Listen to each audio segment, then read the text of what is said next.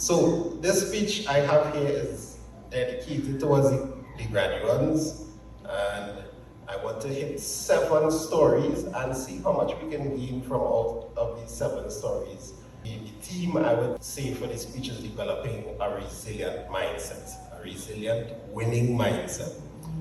So number 1, make everything an adventure.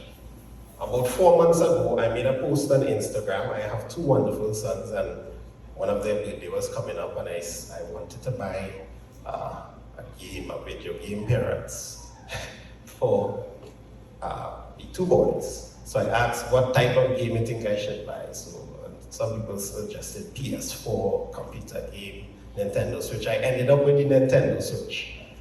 And when I gave it to them, they were so excited and over the moon, and I paid some money for that Nintendo Switch. And then when I gave them the game, I realized I have to buy games to put on the Nintendo Switch too. So I bought the games, and when I was looking at the games, it looked so hard and difficult. There's this game that Chavi, that's my son, he insisted upon. And in this game, you dig in. It's all about mining. And I was like, this game looks so complicated. I don't think he'll ever learn this, maybe when he get 8, 9, 10, but I still got it anyway. And in the first few days, I could be sleeping, resting. Chappie would come and wake me up. Come and help me get out of this hole, deep down in this hole, and in the pitch black trying to get out of some hole in Minecraft. And he really loved the game. So in the next 3 months, 2 months, he began going on YouTube how to do this in Minecraft, going and looking at walkthroughs, everything, asking for help, researching, practicing. And now the man is a professional, building big houses and coming and showing me art that he's doing and writing the student hub in Minecraft. And he was 5 years old, he's 6 years old now, and he taught his younger brother, who's 3 years old as well, to play. So my point from that story is, in life, one of the easy ways to get the most out of life is to make everything an adventure. If you understand this story, say word. Word. Story number 2. So I went to 3 primary schools, and the last one I went to was St. Mary's Anglican, and I was a new student there, Standard 1. That was in 1996. When we were walking home, there was this house on the corner that we used to run past. And the reason we used to run past that house is because a homeless person lived in that house, and it was kind of terrifying to students, a vagrant. So one day I was with my brothers and the crowd, and I was kind of lagging behind, and I turned around and boom, the vagrant was right there. And I was terrified, like what he was gonna do, you know. My mind started to wander. And he just said, "You will do well, my boy, you will do well." The vagrant telling him this, "You will do well. I see the way you're walking the road and thing here every day going to school, you are going to do well. You're going to make this nation proud." The vagrant. And the moral of this story is helpful words can come from very unusual sources.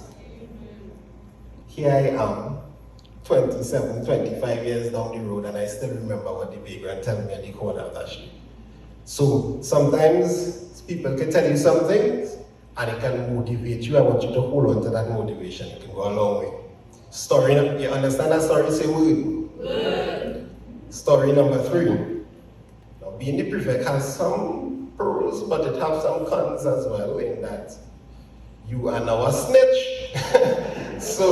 So back in them days, I don't know if you all do it now, we used to have to write on the board, and you write talkers, and you write on the list. So one day my teacher, Miss Elizabeth Thomas, she left. She wasn't there, but the whole class was there. And you know where's going when missing a day? So class make real noise, I behave myself, I write down the list of talkers, I write it on the board, I write it on a paper, and I give it to her when she come back. And we behave real bad, Daddy. Not me.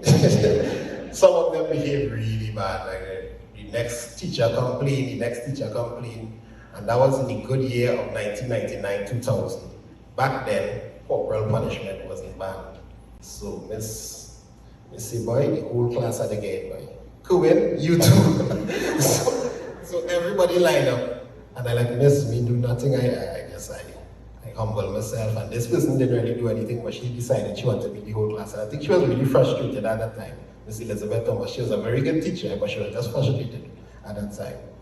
And she was dealing out some vicious licks that day. So, you know the kind of licks where, y'all may not know it, but parents, y'all will know it, when they line up the whole class, and they coming down the line with the licks.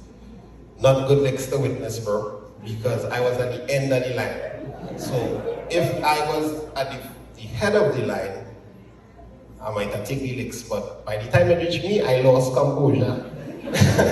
So I said, Miss, you taking no licks? She said, come in, you have to take it. She grabbed me by my shirt, and I pull away, and the buttons burst on my shirt, and I run down the stairs, and I run outside, and I run by the corner by the migrant, and I run up the street, and I reach in my house, and I call my mother, and I say, Mom, this woman tried to beat me. And my mom was like, Lincoln Charles was so here. She was the head of the PTA, so she come in and thing, and we had a talk, and the moral of that story is sometimes in life you'll be in certain situations where you need to run.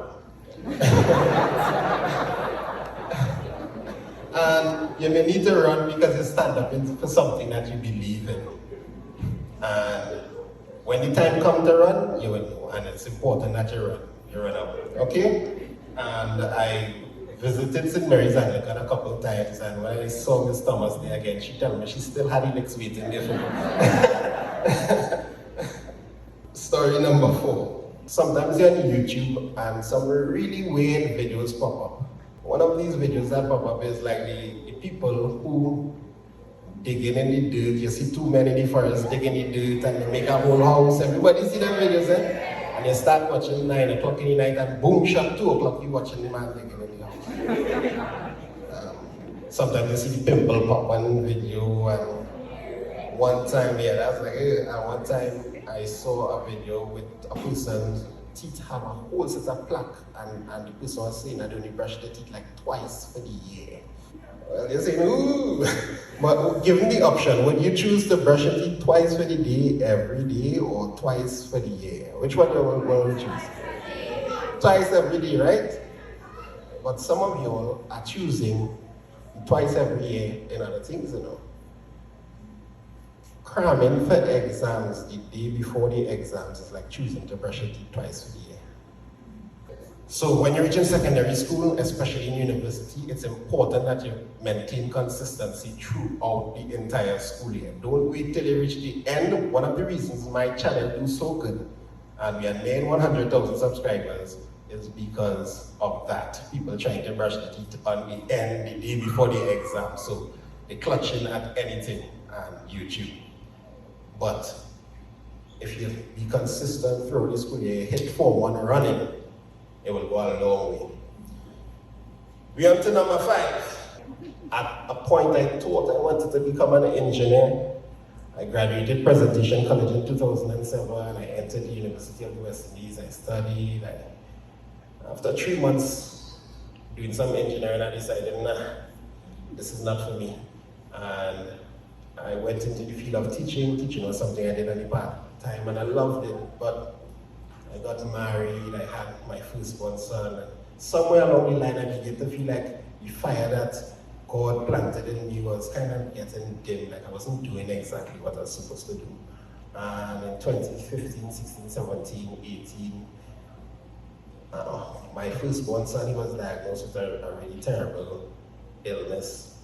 And I'm sure some parents can relate. I was in the ICU a couple of times, watching him take supposedly his last breath. This side of the lung was white, the next side, half of it was white. Very, very, very terrible times that I can't even explain and talk about without feeling some type of way. And around that time, my father-in-law there was an accident and he died. And certain tragedies were just happening And somewhere along that, I decided that it's almost like if an angel come down from heaven and tell me that life is very unpredictable. It can be very unpredictable, and you are sent here to do something, and you should act on it.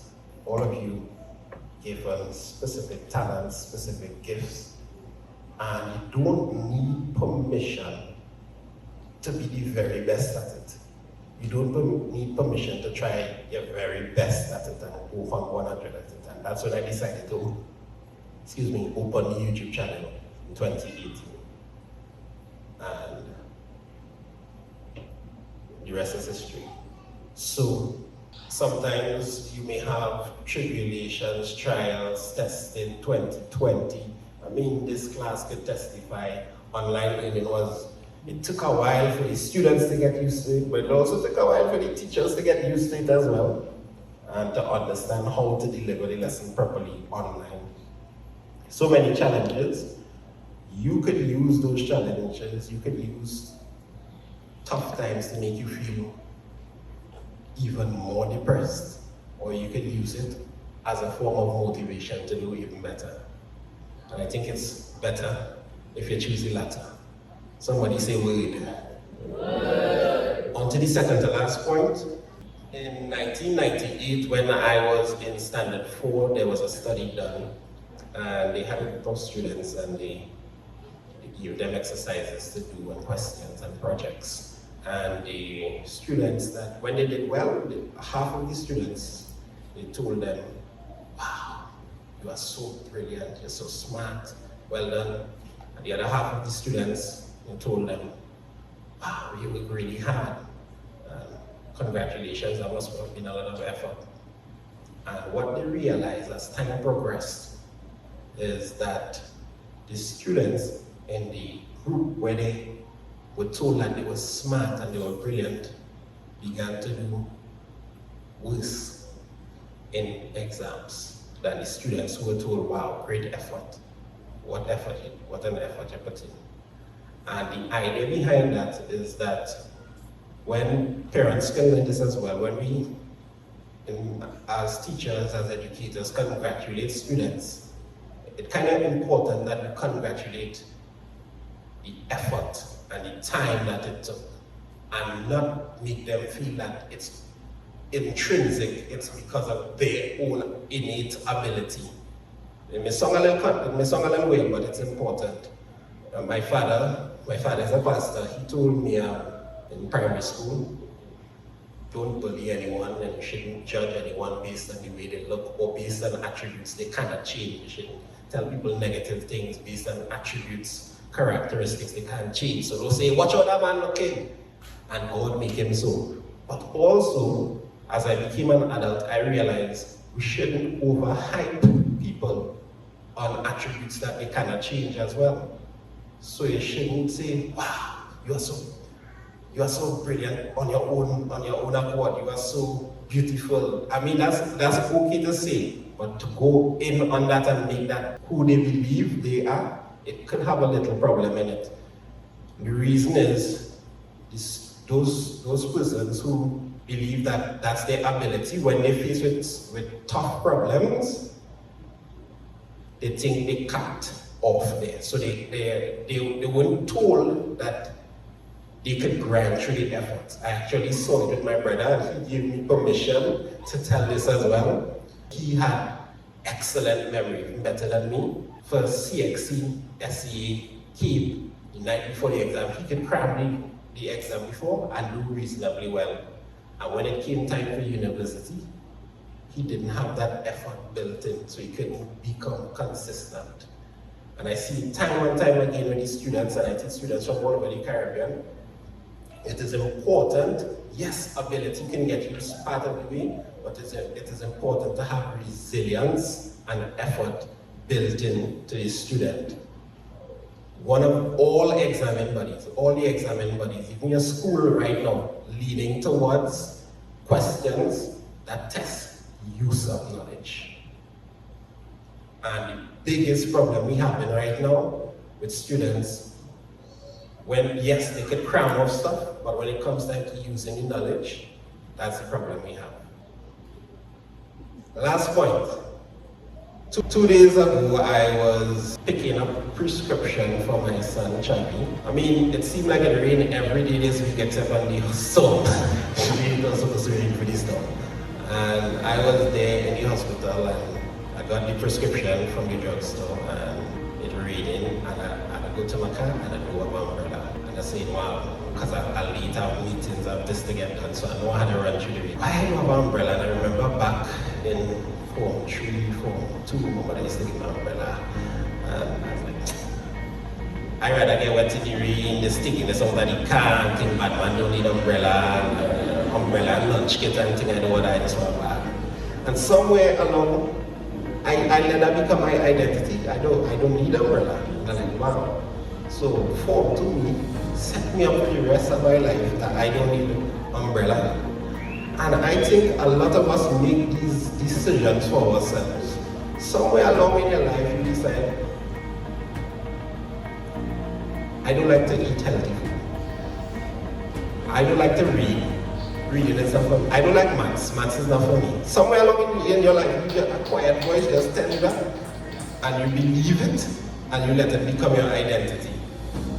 When I was hired by the ministry in 2014, one of the things they made me do for the first year is teach. That's why I taught in different secondary schools, students who were struggling in maths, remedial students.